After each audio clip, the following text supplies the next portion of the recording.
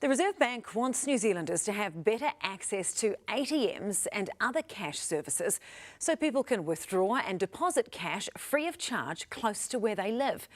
The central bank says cash is vital for the economy, but it's getting harder to come by. Adam Hollingworth reports. Maramarua in Waikato, a town of just under 2,000, but out of luck on ATMs. It's a mission if you want to get your hands on some cash.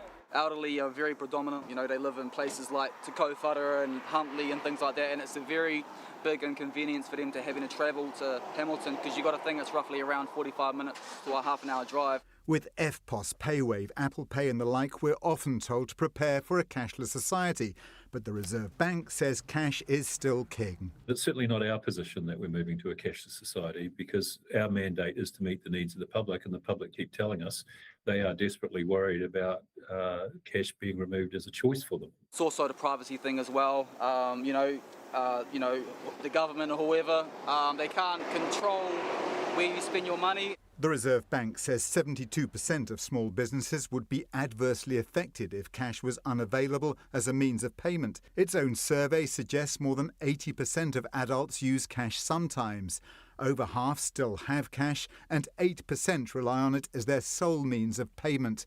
But that's not the experience of the banks. It flies in the face of the way customers are choosing to do their banking, which is moving to more digital forms of banking rather than using branches or ATMs. The Reserve Bank is beginning a consultation over providing multi-bank full-service cash sites across New Zealand.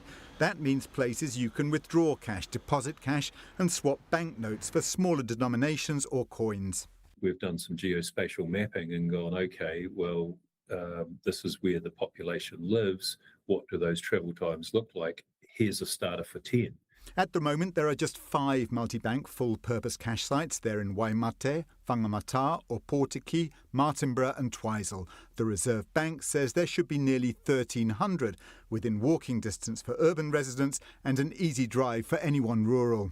They say that would cost the banks $104 million, but the Reserve Bank estimates the benefits of hard cash at nearly $3 billion a year. Vastly higher figure than the cost of actually providing the service. So from a net benefit perspective, irrespective of which way you slice and dice this, there is a lot of benefit to society. The costs also negligible, says the Reserve Bank, when the banking sector rakes in pre-tax profits of $10 billion a year. These are some quite big sort of philosophical questions about what is a reasonable expectation for the public to have of their bank. And I think being able to deposit cash and withdraw cash from your bank and not being told, sorry, we don't handle cash anymore, isn't really acceptable. Banks are absolutely committed to the supply of cash and supporting customers in all parts of New Zealand.